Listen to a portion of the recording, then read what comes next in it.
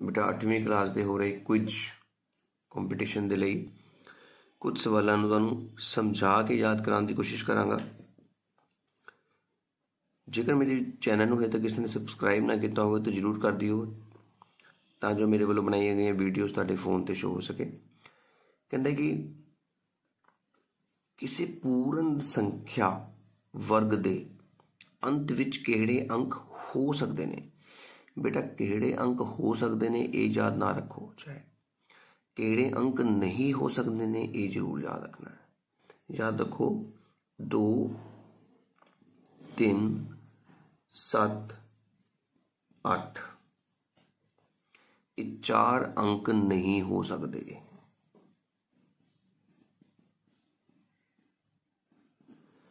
तो जे 2 3 7 8 नहीं हो सकते तो बाकी मैथ में तुहानूं सारिआं नूं पता है कि गिनती 0 तो लैके 9 तक ही होंदी है तो बाकी हो सकते हैं। इसका मतलब 0 हो सकता है, 1 हो सकता है, 2 3 छड़ दो, 4 5 6 हो सकता है, 8 नहीं 9 हो सकता है। तो इस तरह सानूं पता लग गया कि किसी पूर्ण वर्ग संख्या के अंत विच किहड़े अंक हो सकते हैं। पूछा ही भी जा सकता है कि किहड़ी संख्या के अंत विच किहड़े अखर होण जिस तो पता लगता है कि ये कदे पूर्ण वर्ग संख्या नहीं हो सकती। वो है 2 3 7 ते 8। ठीक है बेटा। किसी जिस्त संख्या का वर्ग square of even number is always even. जिस संख्या का वर्ग भी जिस संख्या ही हुंदा है, ईवन नंबर ही हुंदा है। टांक संख्या का वर्ग भी टांक संख्या ही हुंदा है, ऑड नंबर। किसी पूर्ण वर्ग संख्या नूं 3 नाल भाग देण ते हमेशा की बचता है। बेटा याद रखना इस गल नूं, कोई भी पूर्ण वर्ग संख्या आ जाए वड्डी तो वड्डी जिन्नी मर्जी वड्डी, जदों उसनूं 3 नाल भाग करांगे हमेशा की बचता है 0 या 1, 2 नहीं बचता। ये तो याद रखो जिस नाल भाग करते हैं बाकी हमेशा उस तो छोटा ही होता है, पर इस तो छोटा 2 भी है, 2 कदे नहीं बचता, सिर्फ 0 ते 1 ही बचता है। किसी संख्या के वर्गमूल विच अंकां की गिनती कितनी हुंदी है। हुण तुहानूं मैं दस्सिया सीगा कि जिद्दां कोई भी नंबर है, हुण 144 है, इसदा वर्गमूल कढना ते वर्गमूल दे विच कितने संख्या होणगियां असीं जोड़े बनाते हैं, 1 ते 1 2 जोड़े बने ना, तो equal to number of pair या संख्या के बने जोड़ियां दे बराबर, मतलब इहदे वर्गमूल दे विच 2 अंक होणगे। ठीक है। एक वर्ग की भुजा दित्ती होवे तो खेत्रफल कितना होवेगा, असीं 3.2 नूं 3.2 नाल गुणा करांगे तो वो आएगा 10.24। ठीक है। एक वर्गाकार खेत का खेत्रफल दिता गया है तो भुजा पता करनी है। जो भुजा तो खेत्रफल कढ़ना है तो गुणा करनी है, जो खेत्रफल तो भुजा कढ़नी है तो वर्गमूल कढ़ना है। तुहानूं पता है कि 65 8 8 64 होंदा है, 8 आ गया दशमलव 1 बच गया, उपरों 61 उतर गया तो 8 तो बाद असीं की लगावांगे, 8 का डबल 16 आ गया, 16 तो बाद 1 ही लगूगा ना, इसदा मतलब 8.1 तुहाडा वर्गमूल होवेगा। तुसीं कट के भी देख सकते हो। किसी जिस संख्या का घन भी जिस्त होवेगा, टांक संख्या का घन भी टांक होवेगा। याद रखना बेटा जिस संख्या का स्केयर कर लोगे तो भी जिस्त मिलेगा। ईवन का स्केयर ईवन, ऑड का स्केयर ऑड, ईवन का क्यूब ईवन, ऑड का क्यूब इज ईवन। धन संख्या का घन किस तरह दी होवेगा, धन का धन, ऋण का ऋण। ये भी याद रखना है, लेकिन ये सिर्फ घन के केस विच। ठीक है। वर्ग दे विच सारे हमेशा धन होंदे हैं, धन मतलब पॉजिटिव। किसी संख्या के अंत विच जे 1 4 5 6 9 0 होवे तां घन के अंत विच अंक किहड़े होणगे। बेटा जे 1 है तो 1 ही होएगा, 4 है तो 4 ही होएगा, 5 दे थां 5 ही होएगा, 6 6 ही होएगा, 9 9 ही होएगा, 0 0 होएगा। इसदा मतलब याद रखो जिहड़े तुहानूं मैं समझाए ने वर्ग दे विच 2 3 7 8 ते 1 4 5 6 9 0, इन्हां दा घन दे विच की रिलेशनशिप है। क्यूब दे विच 1 4 5 6 9 0, जिस अखर दे अंत विच 1 4 5 6 9 0 है उस दे घन दे अंत विच भी यही नंबर होणगे। 1 दे अंत विच 1, 4 दे अंत विच 4, 5 दे अंत विच 5, 6 दे अंत विच 6, 9 दे अंत विच 9, 0 दे अंत विच 0 बर। जिन्हां दा अखीला अंक की है 2 3 7 8 है। 2 दा जिसका अखीला अंक 2 है उस ते घन का अंत की होएगा, 2 दूनी 4 दूनी 8, 3 लई 7, 7 लई 3, मतलब इदा लिख दो 8 7 3 2। पुट्ठा लिख दो। 2 ਲਈ 8 है, 3 ਲਈ 7, 7 ਲਈ 3, 8 ਲਈ 2, इस तरह बेटा। 13,824 का घनमूल तुहानूं मैं बहुत ही सौखे ढंग नाल सिखाया सी। 13,824 के तुसीं वर्गमूल जोड़े बनाने ने 3 3 दे। हुण 824 जिहड़ा है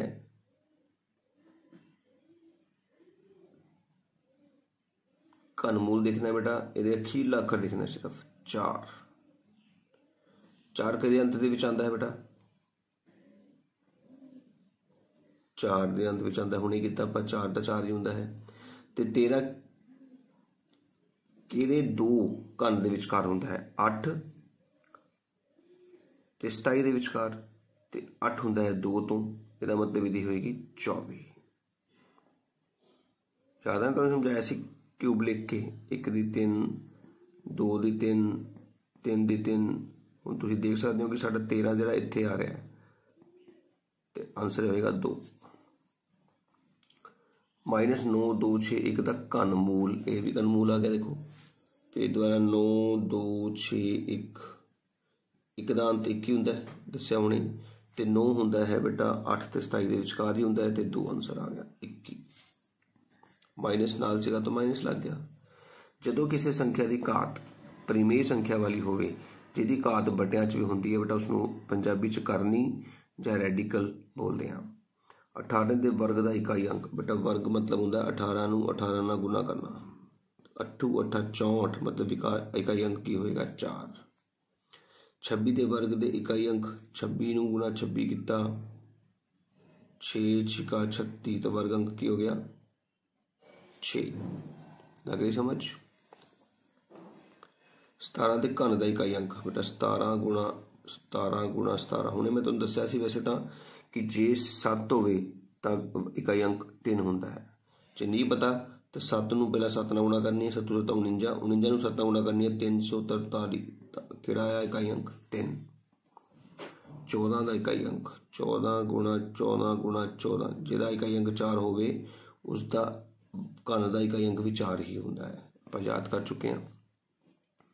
पहलियां 8 टांक संख्यावां का जोड़, याद रखो जदों भी टांक संख्यावां का जोड़ करना है तो जिन्नी संख्यावां ने उहदे उत्ते घात 2 लगा देनी है। 64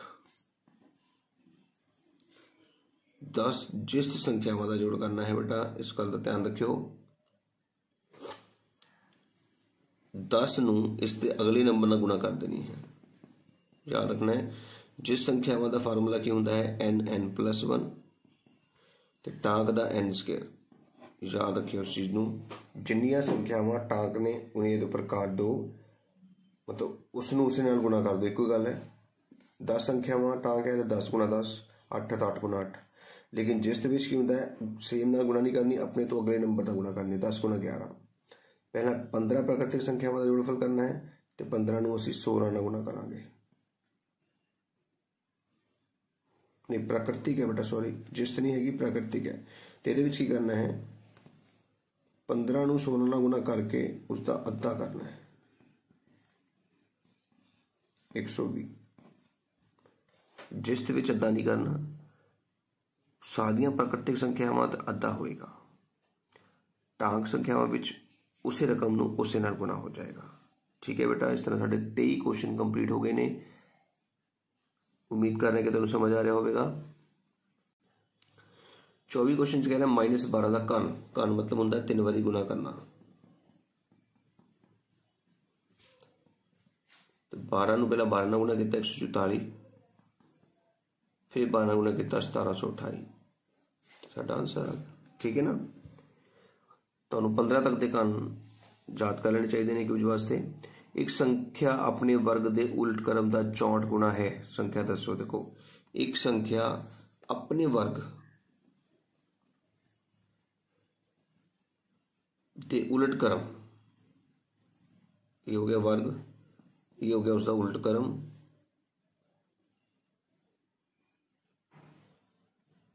एक संख्या के लिए बराबर है अपने वर्ग के उल्ट क्रम का 64 गुणा। एक संख्या संख्या थां लिख लिया बराबरे अपना घन सॉरी अपने वर्ग पहला वो करते थे ना, अपने वर्ग दा उल्ट क्रम दा 64 गुना। जब तो एक्स की घात 2 ऊपर जाएगी तो कितनी हो जाएगी, एक्स की घात 3। हूँ 64 एक्स की घात 3 के बराबर आ गया है, यदा मतलब 4 चौके 16 चौके 64। एक संख्या अपने घन के उल्ट क्रम का 81 गुना है तो वो संख्या 3 होगी। याद रखना इस गल नूं। वर्गमूल 8 नूं घात के रूप में लिखना है, तो जो भी वर्गमूल हो तो घात 1/2 होंगी है। अंदर 3 लिखा है तो घात 1/3 हो जाती है। 4 होएगा तो 1/4। सानू पता है भाग दे विच की हुंदा है, भाग तो बाद वाली घात का साइन चेंज हो जाता है।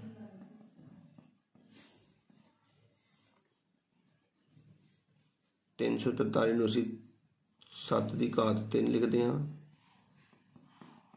आंसर कितना आ गया 7। 225 15 की घात 2 हुंदा है, आंसर आ गया 15। 33 75 नूं 15 की घात के रूप में लिखो बेटा। 33 75 हुंदा है 15 गुणा 15, जिसनों असीं 15 की घात 3 लिख सकते हाँ। 20 वाली अंकित मूल वाली वस्तु ते 30 रुपए की कटौती मिलती है। कटौती प्रतिशत 100 तो दस्या कटौती प्रतिशत का बड़ा जो फार्मूला होंदा है ना, वो होंदा है कटौती बटा अंकित मूल गुणा 100। 0 नाल 0 कटिया गई, 2 दे नाल 30 कटिया, 15% तुहाडा आंसर आ गया। कटौती जिन्नी मिली ऊपर, अंकित मूल नीचे गुणा 100। ठीक है। 150 तो 20% वध किहड़ी संख्या होगी। 150 तो 20% मतलब 150 गुणा 20/100 किता ते आया साडे कोल 30।